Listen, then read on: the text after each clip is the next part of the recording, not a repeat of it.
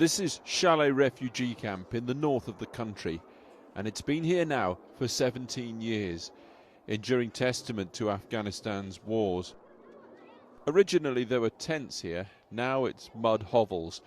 Chalet's taken on an air of permanence like the Palestinian camps of Lebanon, except the poverty and despair here is on an altogether different level. Sadiqa, a wealthy woman from Kabul, has made the long journey up here with an agent, Nargis. Sadiqa, in the leather coat, has come shopping. And our team will have to move carefully here. It's not clear they'll be able to film what's about to happen. Because Sadiqa has come to buy a child, a boy, obviously. Nobody wants a girl. And in the desperate poverty of Chalet refugee camp, a father, Nek Mohammed, is willing to sell a son.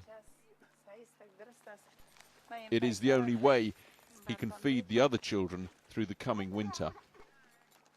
She wants to buy Qasem, who's 8 years old. Nargis, the agent, has already bought one of Qasem's brothers.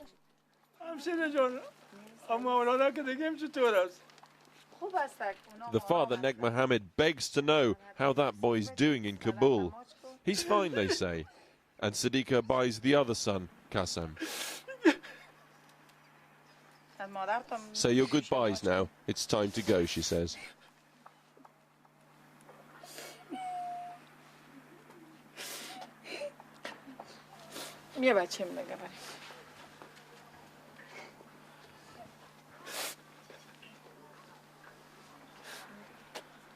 At this point, our translator had to ask, surely this is wrong.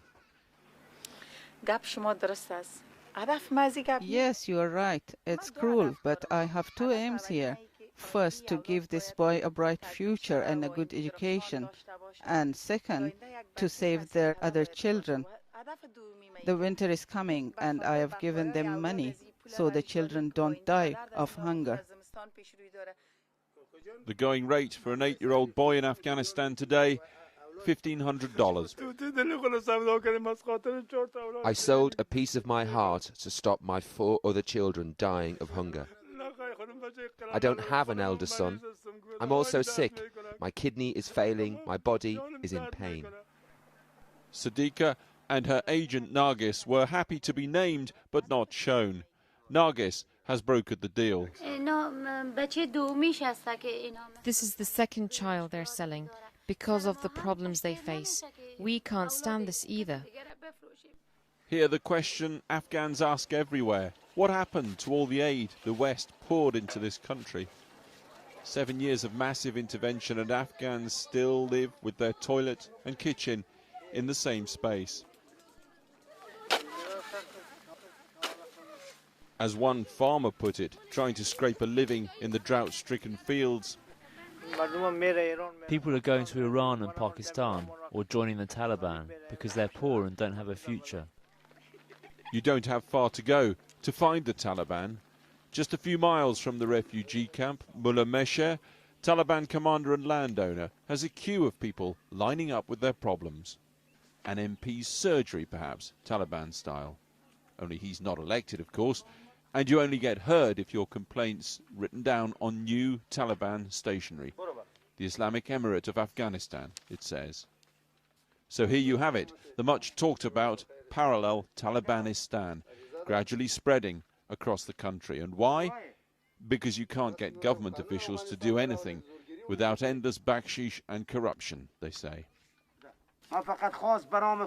I'm serving my people in the name of God. Because the government is not helping, people are turning their backs on them. Everyone is coming to us. It's an honor to serve our people. People like Jalal, who is blind and has a dispute over some land. So he's come here because he trusts the Taliban to sort it more than the government. And there are many, many Afghans like Jalal.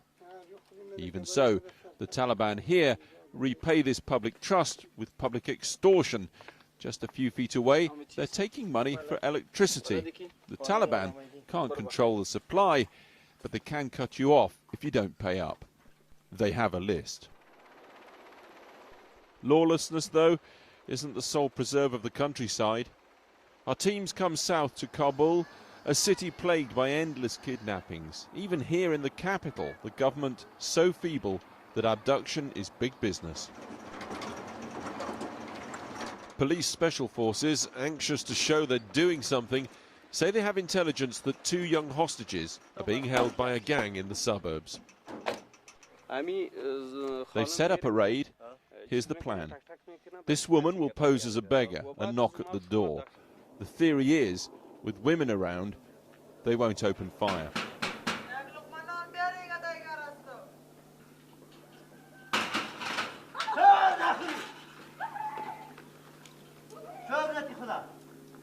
And on this occasion, it all seems to go like clockwork.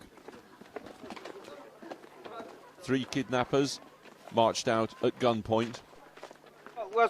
Moments later, 2 terrified and bewildered hostages, both, we're told, sons of prominent businessmen, lured from their homes and seized.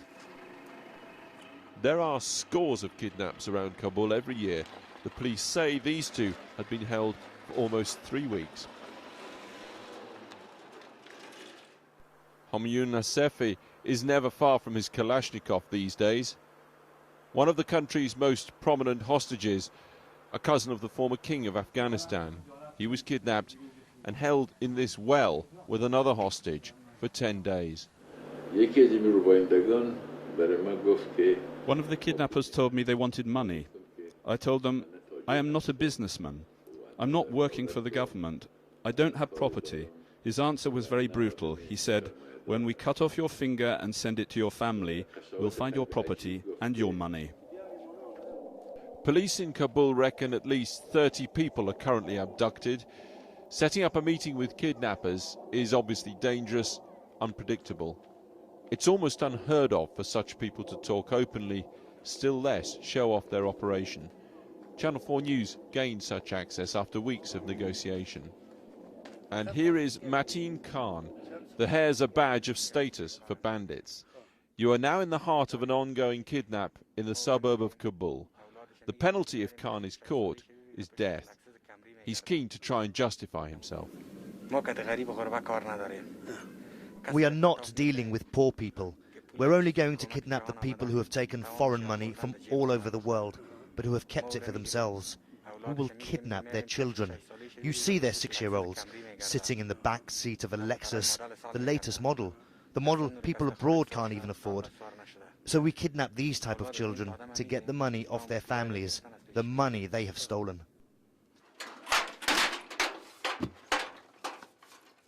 Moments later, he showed off an Afghan teenager held hostage right here in this suburb of Kabul. Is this him? Yes, this is him. If you don't get the money, what will you do with him? We'll sell him, or take his eyes out and bring him to the eye hospital and call his relatives, or we'll sell him to the Taliban. Apparent proof here of what's been so widely rumoured, the link between criminal gangs and the Taliban. How much would the Taliban pay? They'll pay what we want. Your time's up now. Go away. The interview was over. Children for sale, the Taliban's parallel government, and the booming kidnap business. All of them fueled by corruption, lawlessness, and the desperate need to get money, anything considered. It is the essence of what Afghanistan has crumbled to. And the hostage, well, the kidnappers said his father was rich. He'd taken money from 37 foreign countries, they said. We do not know if he made it out of here alive.